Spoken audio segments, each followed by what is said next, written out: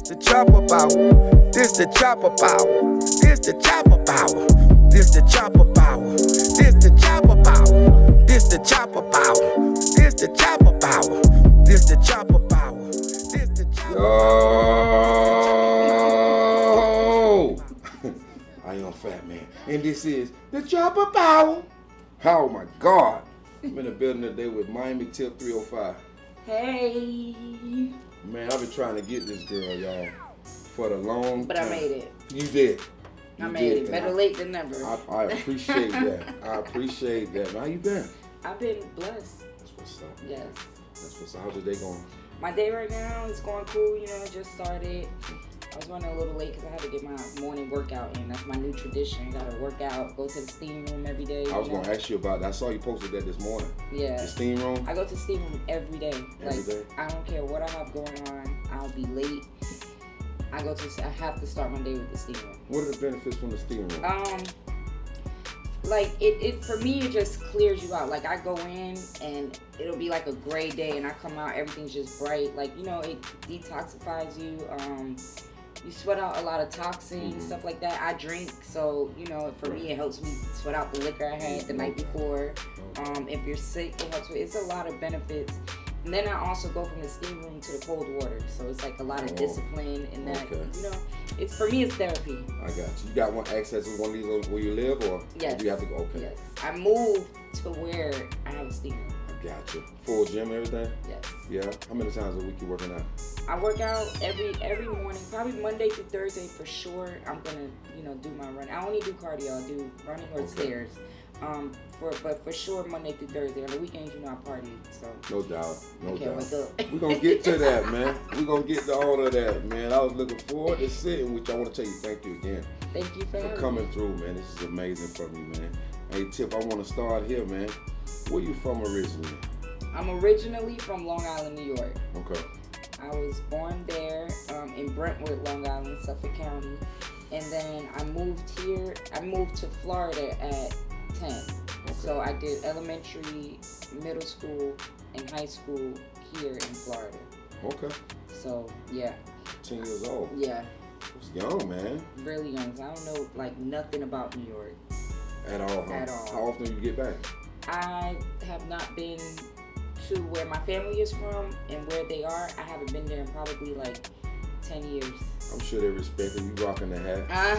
I try to represent a little bit. Yeah. My mom would kill me. Like, I always got to mention, she's like, you're not from Miami. You're from New York. And you're not black. You're Puerto Rican. Like, I got to represent everything for my mom. So if I don't say anything about New York, I get in trouble. So I'm used to it. I let everybody know I'm not originally from Miami. I'm from New York. What part of town you grew up here? Here, I came to Cold Springs first when we moved here.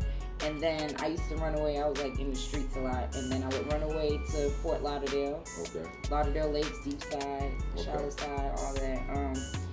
And then when I got older, that's when I started going to Miami when I turned like 18. Okay. Got out a little bit, huh? Yeah. Hey, let me ask, I saw your picture you posted with your childhood picture. You look damn near the same, but I can't age the damn day, man. Thank you. Don't tell me that. Don't hype me up. Hey, you look young. Minus the hair. Thank you look you. young, goddamn. Thank you. I'm calling it what it is, man. We're going to jump right into it, man. What led you into adult entertainment? Well, shit, we were broke. You know what I'm saying? Yeah. We come from like, I come from the struggle. I come from humble beginnings. My mom ain't have it like that. And I just was tired of seeing like me and my brother not be able to get what we wanted and things like that. And then my mom was going through hard times. My mom also comes from the streets. Okay. So she was going through things, and she had, they put her away for like a year and a day for driving with no license. Okay. Florida's very strict on the license. Me too. I went through that. So she had to do a year and a day, so it left me by myself. Okay. She left the rent and stuff like that, but you know, that was really all we had. So I had to find a way to make sure that I was able to take care of myself. She's still around? Yeah, my mom, yeah, we're really close. We go through our stuff, but we're She's extremely still in Florida? close. Yeah. Okay. Yeah. Beautiful. Yeah. So yeah, we were just family going through things, and I had a friend that was already doing it, and she was like, "You should try it." And I was already used to like a crowd because I was in like a dance group called Extreme Measures and High Voltage, in Fort Lauderdale. So I was already used to like dancing in front of crowds and stuff and putting on a show and performing. So she was like, you should try it. I tried it. I went to a club called Ecstasy on Broward County. On Broward Boulevard, I mean. I'm familiar. Yeah, and I never looked back since. That's it. That did it. I made $700 the first night it was over. At that time I was 16. I started at 16. Right. $700, 16 back in those days. That was like $3,000. You know. Yeah. So it changed my life. Fuck. It's amazing, man. It changed my life. Damn. I guess that gave you that idea of the passion to want to keep going. It was never like a plan or a goal to be like the top stripper. Really, my goal was just to get my family out of what we were going through. You know what I'm saying? I really do wish I knew then what I know now. You know what I'm saying? Because in our culture, when you're coming up, when you just get your first piece of money, it's like you playing catch up. You want to buy the cars, you want to buy the clothes. I was buying. I crashed a car. I had a Cougar, 2-door Cougar. It was candy painted red, 22s, DVD, music, everything. Crashed that. 2 weeks later, got another one. Well, fixed that. Candy painted it all over blue. Right. You know what I'm saying? Came back with bigger rims. Stuff like that. When there was so much more that I could have been doing. I don't regret it because, that's what felt good to me. Part of the journey. During that time. And if I didn't do that then, I would probably still be doing it now and it would just be backwards. I agree. Yeah. Man, you speak Spanish fluent? I do not speak Spanish. Really? I don't speak Spanish. I would have known you. I speak it, but not like fluently. Like I can understand a little bit, but I have to put words together. But I don't speak it fluently. That's the only thing I regret that my mom didn't do. Right. She speaks it fluent though. She speaks it, but she was raised around my dad and them, and they were black, so she didn't have to speak Spanish. Right. So she speaks it also, but it's broken. Her Spanish is broken. Gotcha.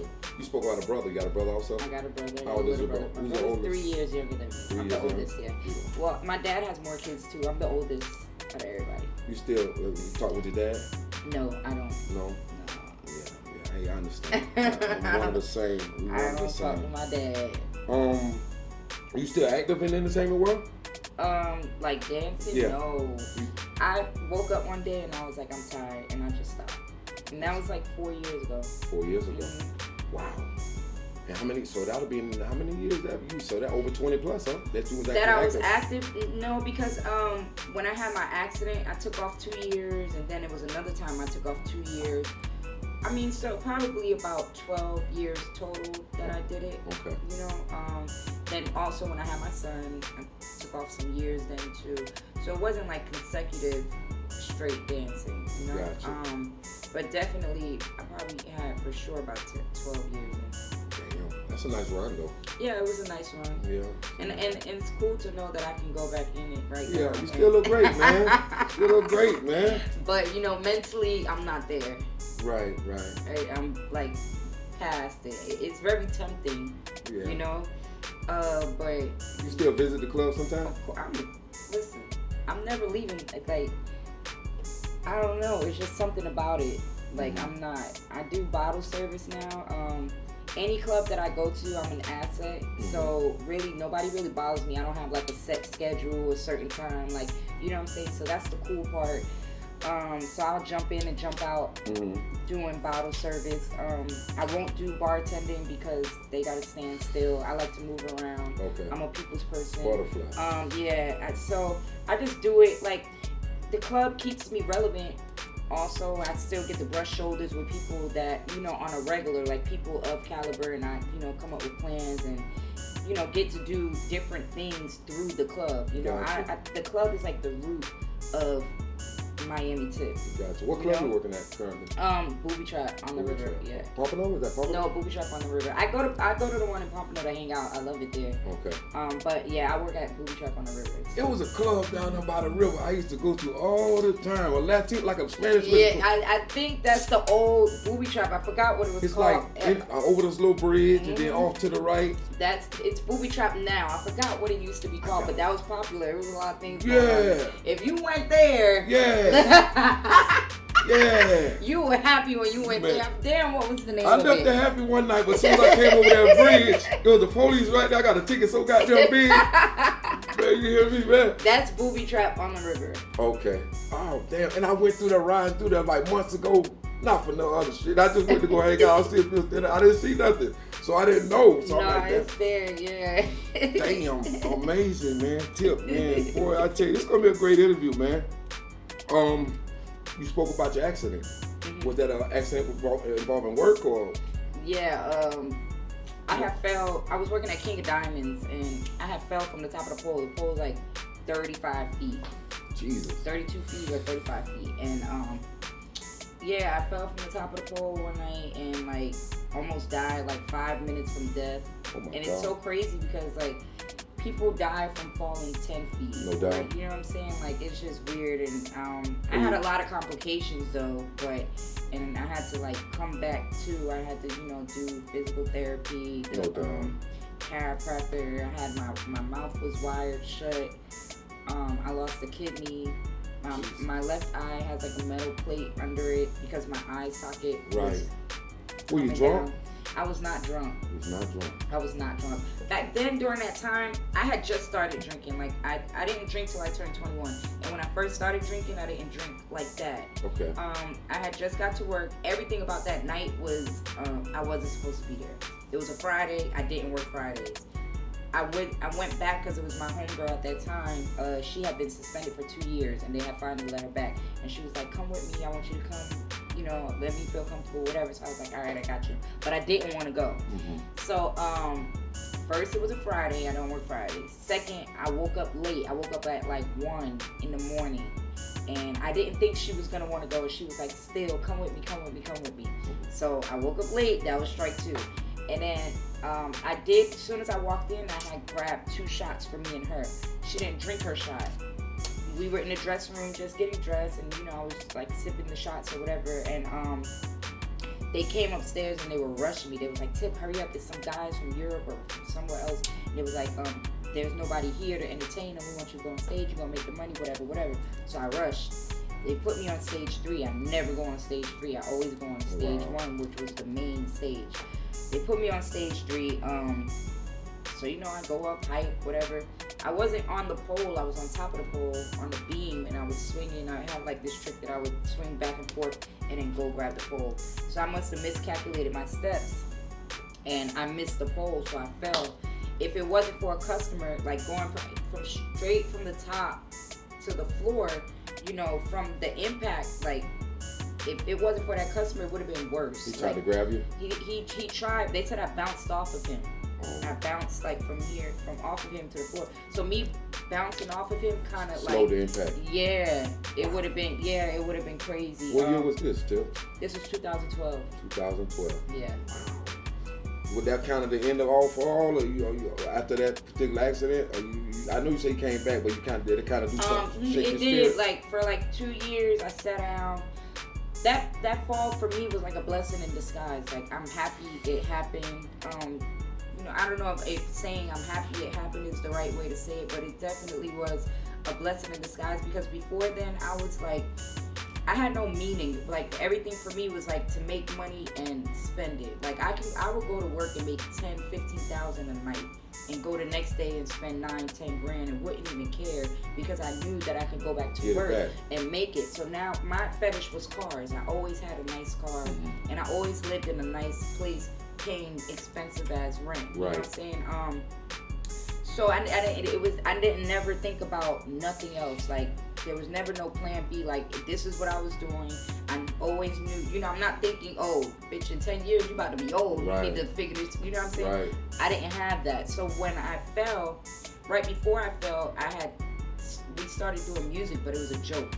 Like we were just joking, and it blew up on Twitter. Like everybody was like, "Tip, you need to rap, you need to rap, you need What to rap." song blew up, Tip? It was a freestyle to Rack City from Tiger's Rack City. It was a freestyle. Okay. But we were just joking. We was at the studio with Big Mac. Shout out to Big Mac, Brian McKinney. We was in the studio with him, and we was all drunk, and he always hung out with like people of the industry, writers and stuff like that, people that were trying to be rappers also. And this one kid, Jordan, wrote my verse, and I want to say Cartoon wrote my homegirl's verse, and we just did it like, and it went like it was going, but before going viral was viral. Right. It was making its way around, and everybody was like, "Tip, you need to take this serious." But that was right before I fell. After I fell, it was like, damn, I fell, and I only had like $10,000 to my name, you know. So shit, bills gotta get paid. Damn so right. I'm like, damn, like I ain't never had nothing else. I ain't never go to school for nothing else. I ain't never even try to like tap into my talents ever in life because I was so comfortable with what I was making as a dancer. So I had to like reevaluate my whole life. I think at the time I was probably like, I might have been like 22 or 23, somewhere around there. And I just had to come up with a plan B. So music was my plan. I didn't know what I was gonna do. Right. You know, it was because of social media that music, I was like, you know what, music is what I need to do. So I just went full-fledged into the music thing. And music was prosperous for me. Like I made a lot of connects. I did a lot of that. I accomplished a lot on my own independently. Right. So music was my plan B. So I always feel like music saved my life. You know what I'm saying? I've always been a music person, but I didn't know what kind of talent I had. Right. I didn't know the impact I had on helping others and things like that. So yeah, music really gave me that drive and something to live for. And because of me starting music, it opened a whole lot of doors. I got TV opportunities. I was able to work with like some of the best of the best and still have those business connects, you know. So yeah, I really, so the fall was a blessing in disguise, because if I hadn't fell, I would still be comfortable making the money that I was making, blowing it all, going back and do it again, just like a typical trapper, you know what I'm saying? Right. Yeah.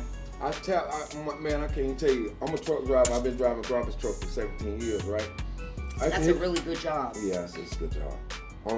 I used to hear your name on the radio every time we start so early in the morning. I used to hear the DJ scream your name all the fucking time. This is my first time person ever meeting you, but I've been watching you on social media for a long time now, and I see you got a huge freaking following, man.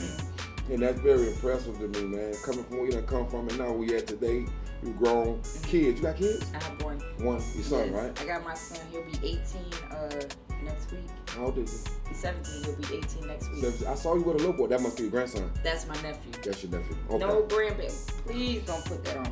It's coming. I know, but no. I hope no time soon. I get it. That's another aggravation. And I let him know, look, don't call me for nothing, because I'm still living my life. Like, I'm just now free again. You about to be grown. Right. You off to college. I'm not. Where you going to college at? He didn't pick a college yet. He has a lot of offers, but he didn't commit yet. He play ball? Yes. Plays football. What position? He was a running back. Running back. Yeah. Okay. I saw you was at the game the other night, right? I'm at every game. Yeah, every game, huh? Do you get ran up on a lot? I do, but I think because I don't go dressed up. I don't go, like, I'll go, like, even worse than this. I won't put on no makeup. I'll put on boy shorts. Because I don't want the attention on me, and I really don't want nobody, like, you know what I'm saying? I'm here for my son. Right. That's personal to me, so I don't want nobody running up to me, like, so I try to be as low-key as I can. You know, people will say, hey, but they respect, I think, because of the way I go. Right. Now, if I was to go all dressed, like, in Miamitip form, it would be different. Right. But, and I don't want to say I'm not welcoming, but, you know, if I'm there for my son, I ain't there for everything else. You know, that's, like, a little bit personal for me. You've grown to become that, though, right? Over time, you've grown to become that, like, separating family time from... Yeah, you have to. I think for me, just,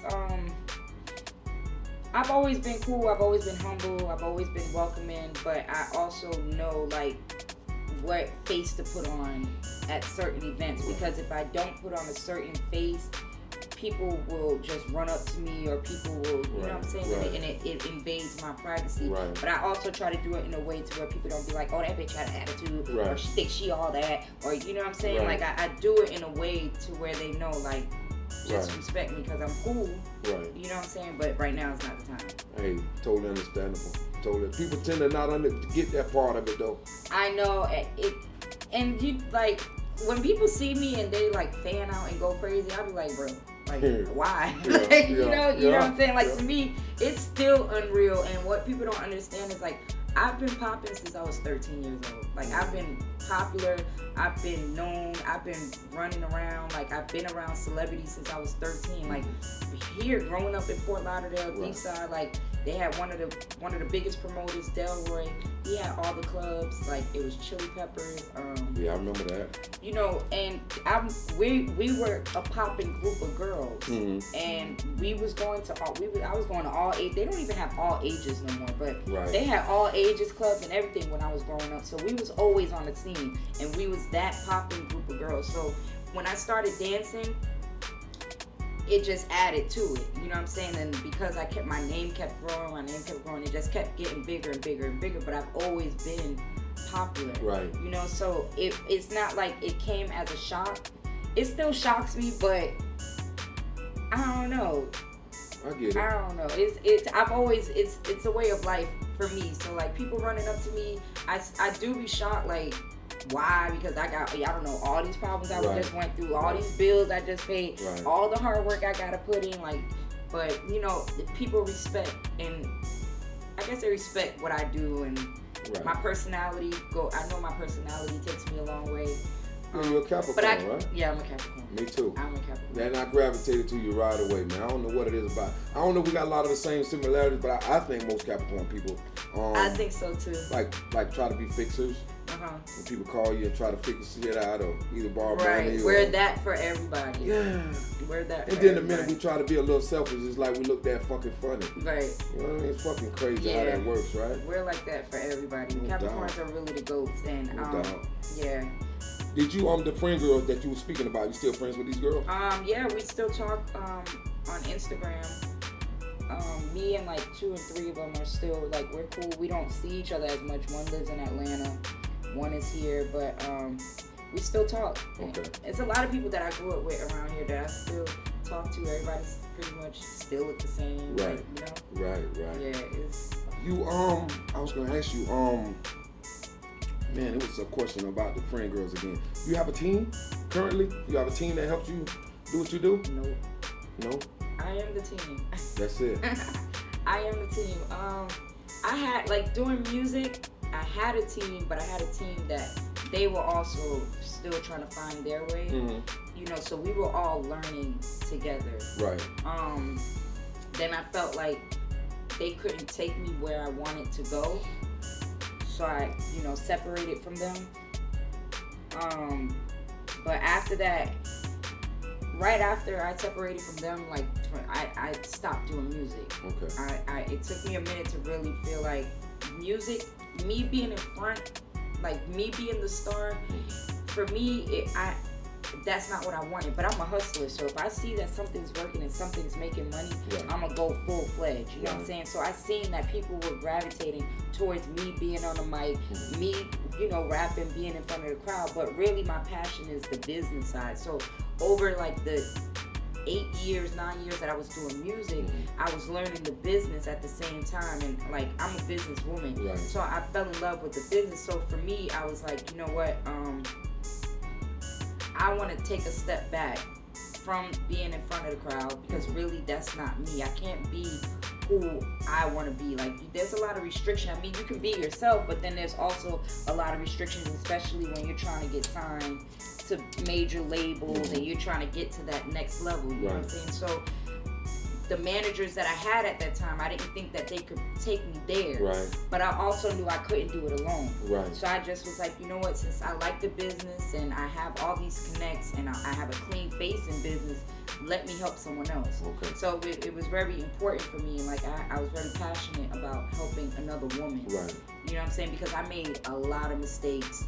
I spent a lot of money. Because if I wasn't dancing, I wouldn't have been able to get as far as I was able to go, because music costs a lot of to money. sponsor, like, especially at that time that I was doing it. Right now, you know, at that time there was no social media, wasn't heavy on the beginning leg of my run. You know what I'm saying? It became popular, but by the time social media was big, I had already had in my brain, I don't want to do music. So I mean, now you could easily just go viral on TikTok, but it's a difference between going viral and having that longevity in the music business. You know what I'm saying? Because you could go viral, make your quick money today, and then be broke tomorrow.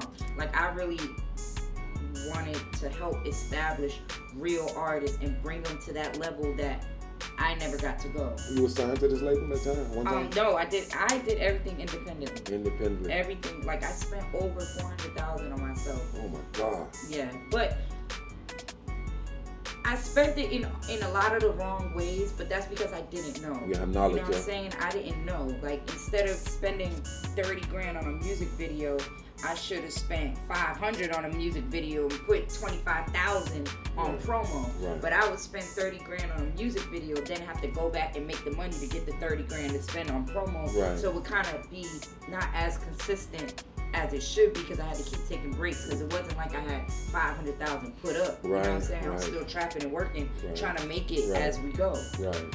So because of all that, learning all that, you know, it was easier for me to help other women get to the level that, because it was like, no, don't put your money here, or don't spend this money on this much money on this, or work with this person, don't work with that person. You know, it was easy for me to help someone else navigate through this. You know what I'm saying? So that, I was very passionate about it being a woman, and really that's all I work with is. Okay. Is the business dirty?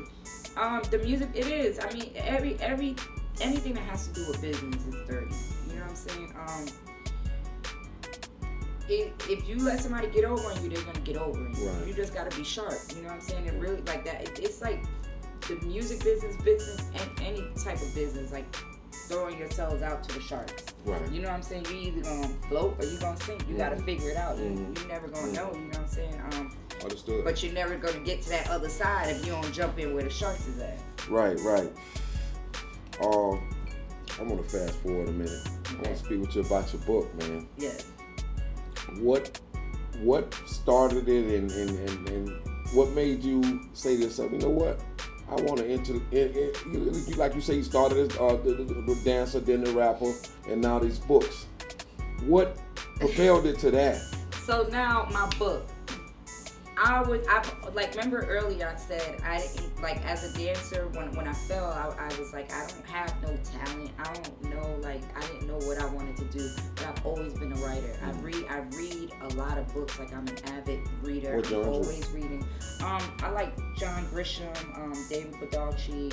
I like all like urban books. Urban fiction. Yeah, I read like all the positivity books and stuff like that, but I'm really into like John Grisham, those type of books. I read a lot of books though. Is that like love stories and things of that nature? No, John Grisham, he does criminal justice. I'm heavily, like, I love criminal justice. All I watch is like cold case files, forensic files. My wife too. That's First awesome. 48. That's all I actually went to school to be a paralegal because I didn't think, I thought I was too old to be a lawyer. Okay. So I went to school for paralegal studies. I did close to 2 years. I didn't finish it though. Okay. But I'm heavily into criminal justice. So that's the John Grisham, David Baldacci thing. So I love I read all their books.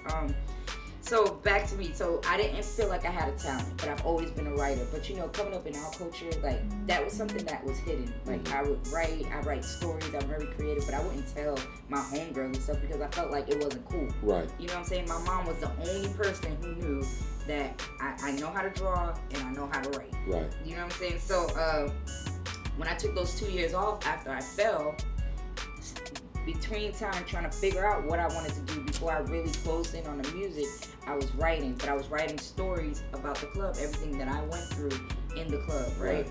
So I wrote the book, I finished the book, I self-published the book, I did everything on my own. I paid this girl to do the editing, and then she's the one who was like, you know, you can self-publish, and she showed me how to do it, and I paid her. And then I kind of shelved the book because I started doing music. Okay. But I never stopped writing. Okay. So when I started doing the music, I'm making money doing music. But then, you know, obviously I go through the whole phase where I don't want to be the artist. I start helping other women. So when I start helping other people, I have more time to write. So then the whole social media thing is blowing up, you know, and like selling merch and me learning business, period. You know what I'm saying? Like now I'm learning about the return on your investments and things like that, you know, so I'm thinking about it different. So I'm like, damn. So I just threw the book on social media. Like I just posted it I didn't think it was gonna do nothing because I'm like, man, people don't read and Right. this is corny, whatever. I didn't have no marketing plan, no nothing behind it. I just put it up. I sold like 500 books the first week that I just was posting it, you know, and then I ghosted the book thing again. I go back to whatever I was doing in my life. I ghosted that again. And then, but then I get deeper into business, and now I come up with my online boutique, Stay Fly in my sleepwear. Okay. So as I'm learning that, I'm like, man, I could do the same thing with books. Right. But books is my passion. You know, like the clothes and all that stuff. All that stuff, I was just doing that stuff because I'm a hustler. It was put in front of me, so I did it, but it wasn't like it was a passion. Like writing, I have a passion behind it. Right. So I'm like, man, I'm about to do this with these books. It still took me a while to, like, I'm just now getting to the point where I have a publishing company now. Okay. You know, so now my books are gonna be in the stores and things like that. Like come January, it'll be this. But this book I wrote in 2012. Congratulations. Thank you. By the way. Thank you. So it's all a journey. But now I really feel like I found my lane, which is the book lane, and I can still be cool. I can still be myself. But the things in my books is I talk about. I've always been an authentic person. So the things in my book is real life shit that people could relate to. Right. You know what I'm saying? Things that people have been through, or things that people that they want to say some of this stuff but they can't. And it's like, damn, somebody else went through this. You know what I'm saying? Right. So that's my goal with, like, I have plans for more books. For every book here on out. Right. You write often, huh? I write like every day. Really? Like I have a schedule every day, and writing is a part of that schedule. That's awesome. The first time I spoke with you, right? You said something about, I think you said you was working on a film, or? I'm working on turning my book into a film. So that's another thing. Now, I knew that because my book is so vivid, and that was the first thing, like, that's a lot of the comments that I get. Like, everybody's like, man, you should make your book a movie. You should make your book a movie. I don't know nothing about movies. So now I go to film production school. Okay. So I did a year in film production, but I went to the school, it's RCAA, where you're hands-on. Right. Like, so it's not like you writing in the books and stuff, like you're on set, Yeah, you're right, working with an actual right. director there. You know, it's more expensive, but it's a quicker way out. You know? How much was the class? I think it was like $12,000 Okay. for that class. How long is the class? 9 months to a year. 9 months to a Yeah. year. So I paid that, and so I learned a lot. But for me, what I gravitated towards was writing the scripts, Gotcha. not actually being the one filming. That's where right? the money in reality. Right. So I wrote like 8 scripts already. So because I don't want my book to be I don't feel like it could be a movie, a feature film, because there's so many intricate parts to dancing and stuff like that.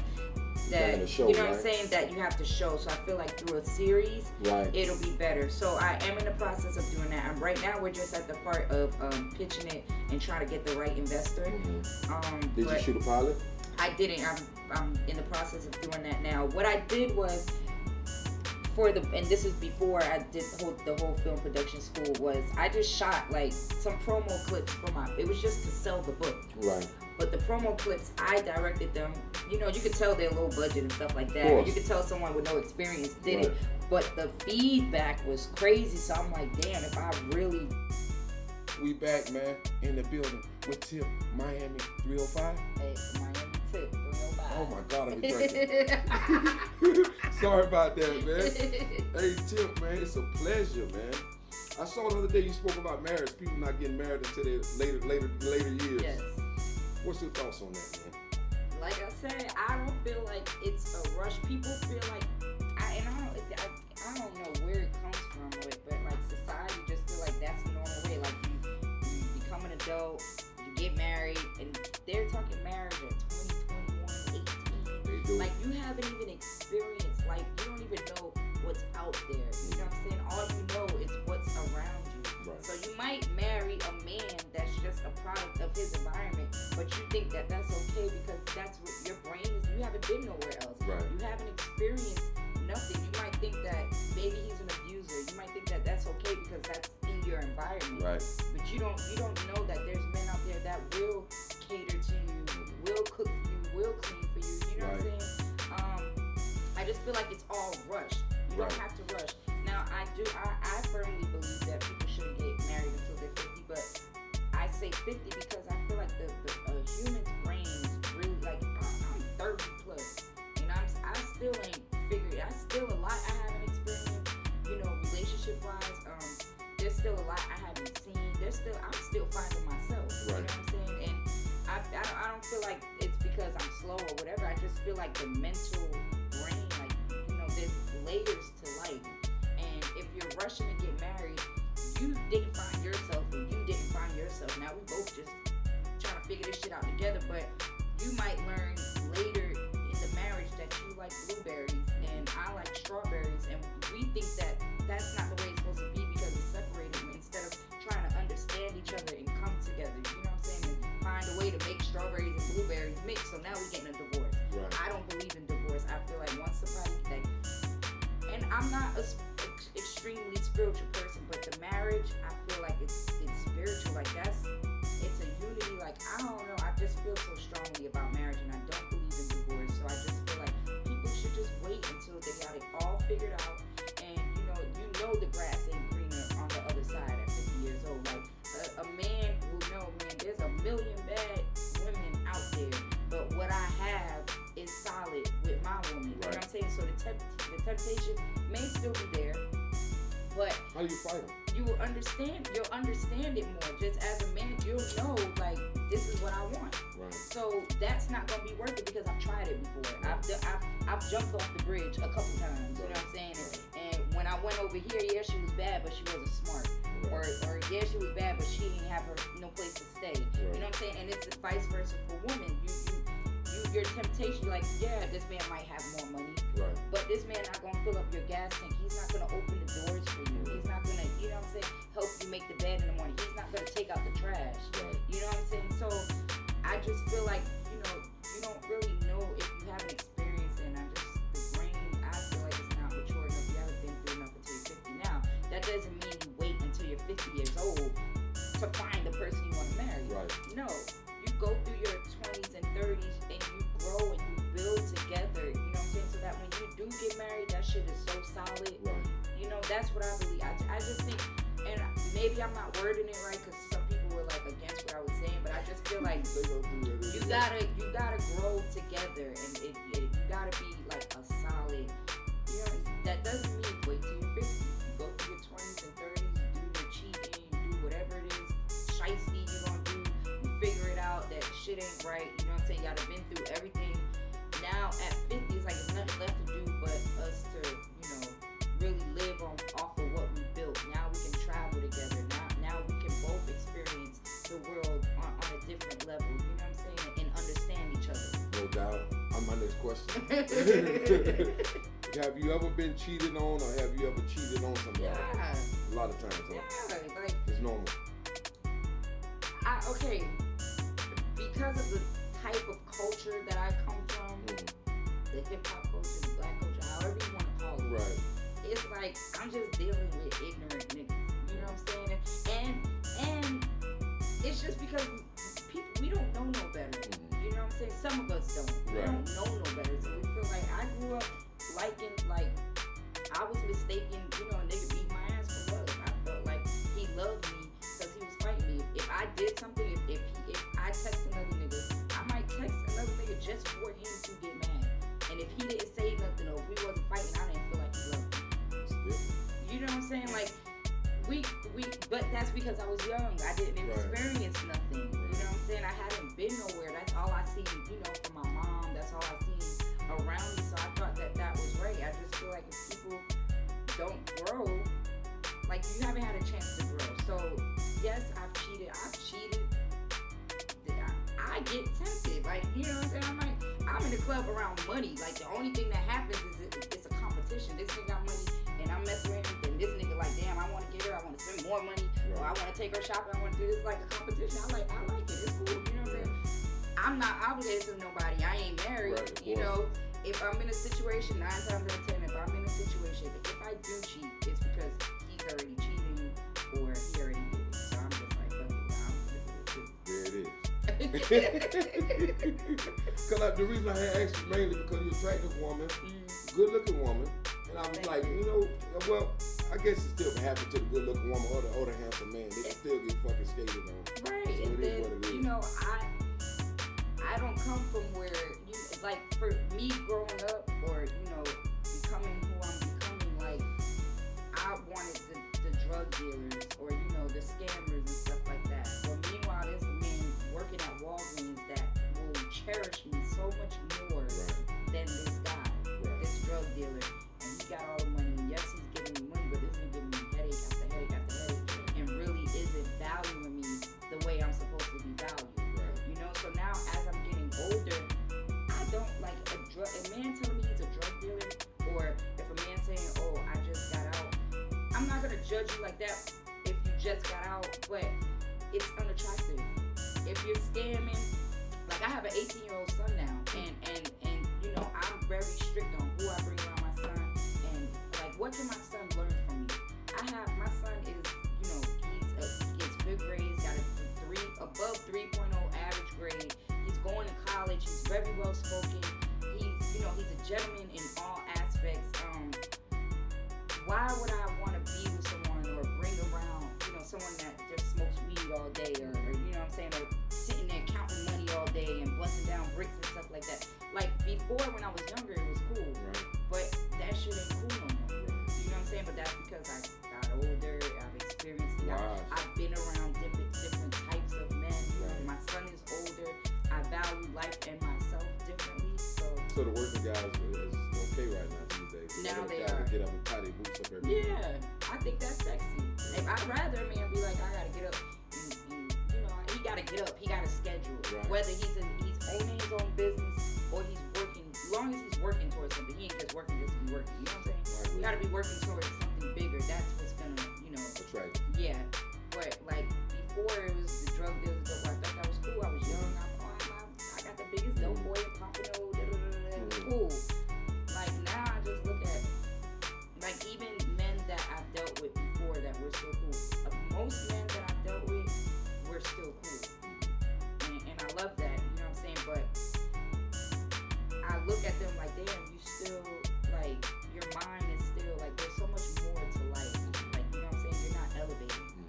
So are they worthy of a go back and see? I think the types of men that I've dealt with, yeah, I would, because I know I can talk to them and I can show them like, look, this is what we can do together. You know what I'm saying? And I would prefer to do it with somebody I have history with or I grew up with. You know what I'm saying? Because for me right now, meeting new people, you don't know what people's motives are, and you know what I'm saying. And I'm not saying like I'm Beyonce and the motherfucker just going, you know what I'm saying. But no, I got a little name. I got, you know, I have a high value. You know what I'm saying? You built that. And people do have motives, so I have to be more cautious. So for me, 9 times out of 10, dealing with somebody new doesn't really happen. Like really, like having a relationship a day to day. Nah, I'll usually just go back to somebody I already have history with or that I'm comfortable with. But yes, I mean the guys that I've dealt with, only some of them haven't grown, and I wouldn't.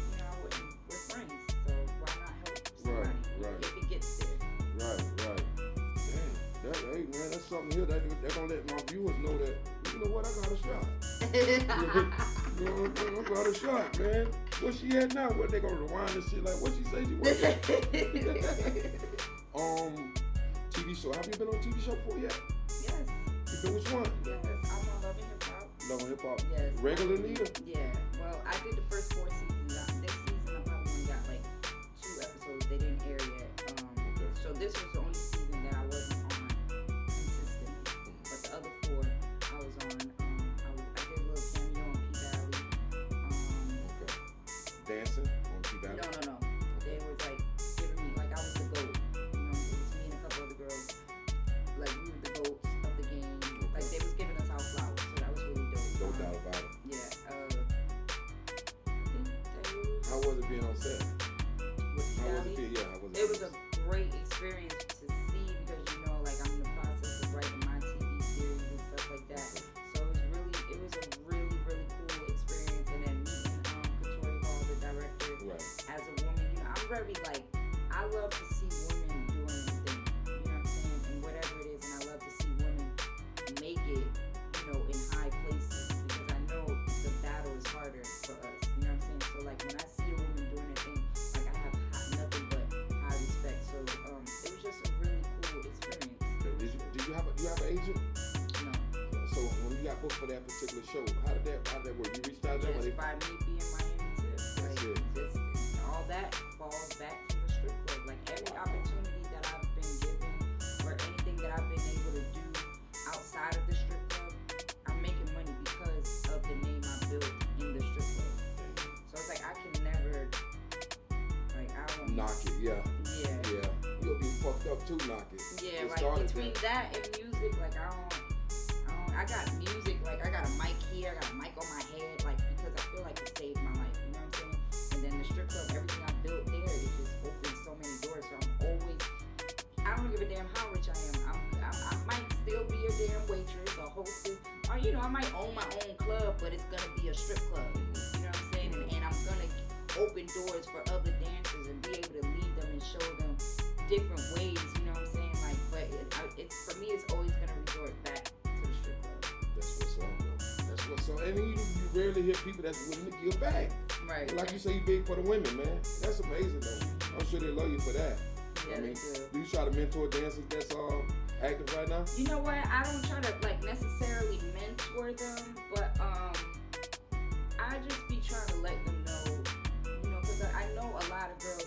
They come in the game, you young, you got a body, or you buy your body, you know what I'm saying? And they start feeling themselves, and then they making more money. Now they're buying purses and bags and cars, and doing the same shit that I did. And I just be trying to let them know, like, there's other ways. Like, we can really, if the stripper can, if she do 1 year, maybe 6 months of grinding, and really have that business mentality, she could be a millionaire and not have to go back to the club. You know what I'm saying? If you really lock in, like, that's how much money we make. You know what I'm saying? But if you don't know no better, you don't do it. Like real estate out here, you spend 20-30 grand a month on bullshit. If a dancer saves 20-30 grand and just starts buying real estate, like, you know what I'm saying? So I try to be that to them because I learned late. And there's some that I do gravitate to, and there's some that, they just bitches, and I just feel like they gotta learn the hard way.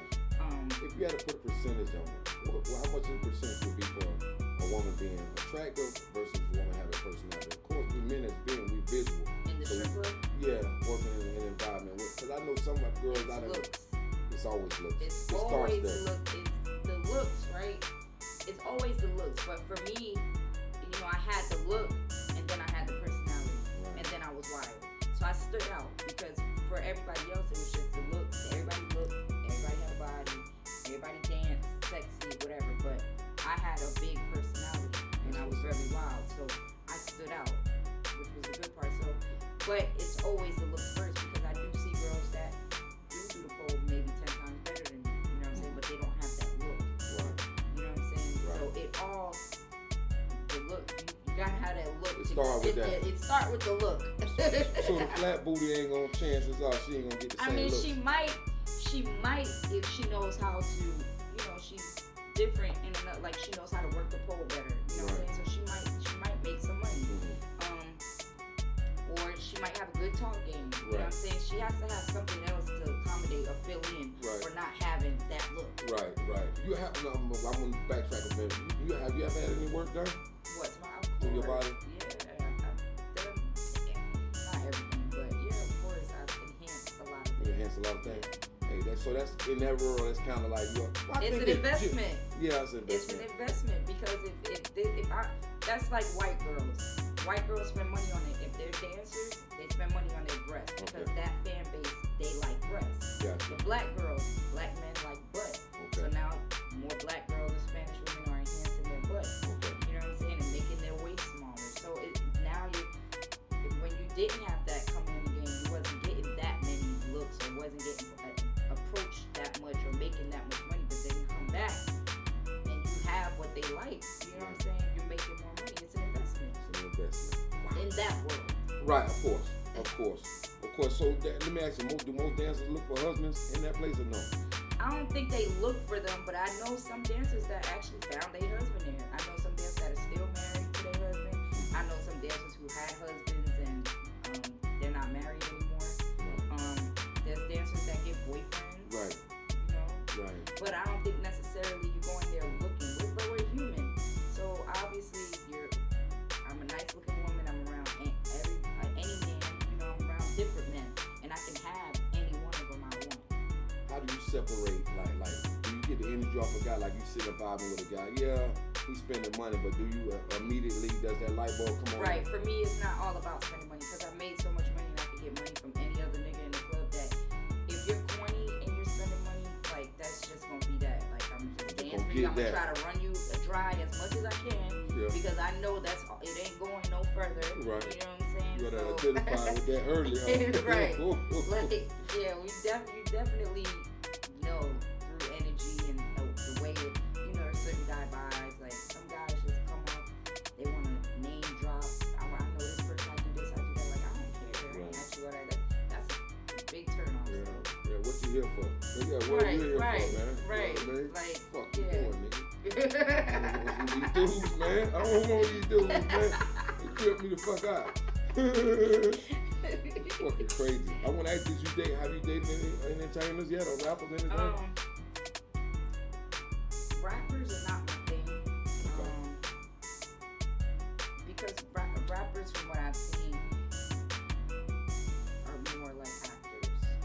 Like, and that's not necessarily bad, but you know, it's a certain type of man and aura that I'm drawn to.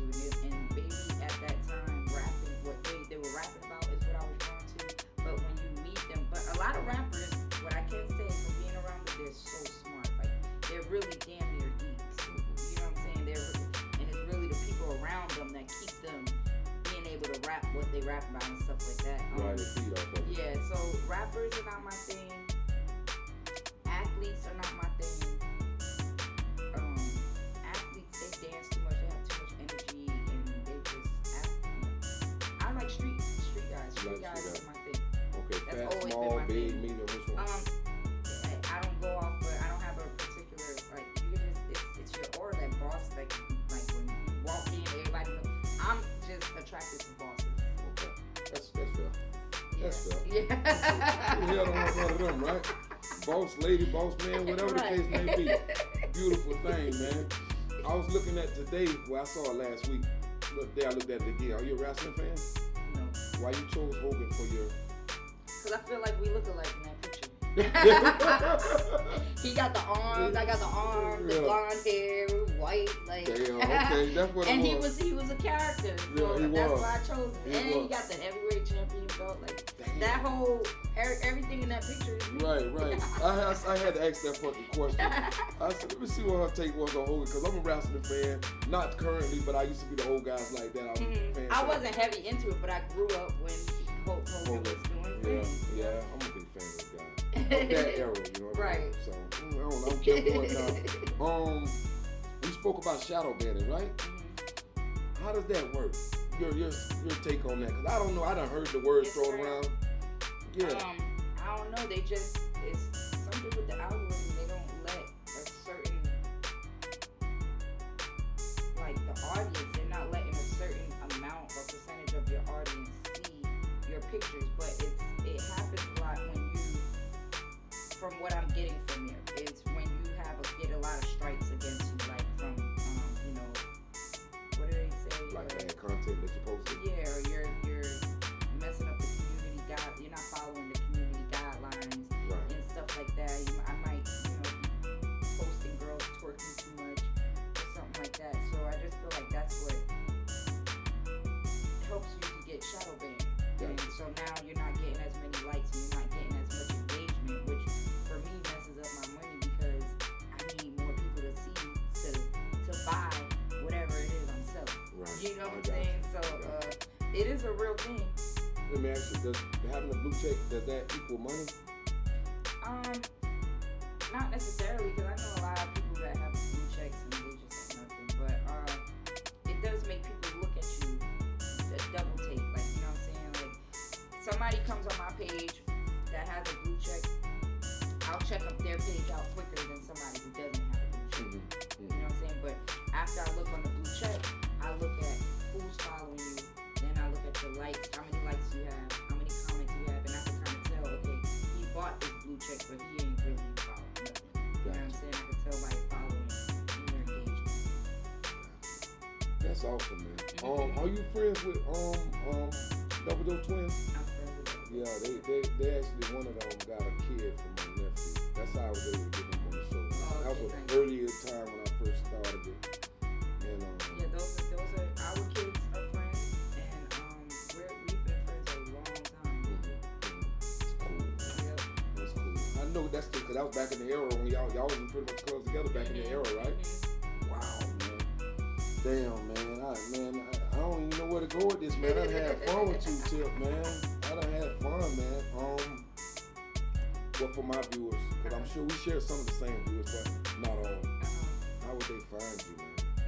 You can find me. Everything is Miamitip305. Everything, or you can just type in Miamitip, but everything is Miamitip305. I feel like I gotta ask you to do a song. You got a verse from that song that you dropped back. You got a verse from something you dropped. I'm just fucking. I remember that shit. Right. I was trying to say, damn, I don't even remember. I know you don't. I know you don't. You looking like a rapper right now. Like, hold on, she gotta spit some bars before she leaves it. Man, y'all heard her, man. This Miamitip305, man, with Fat Man at the Chopper Bar, man, had a great time with her, man. Y'all definitely go subscribe, like, share, and definitely pick up her new book, man. Yes, the bottom line. There it is, man. Y'all fuck with her, man. This the chopper power. Yo. This the chopper power. This the chopper power. This the chopper power. This the chopper power. This the chopper power. This the chopper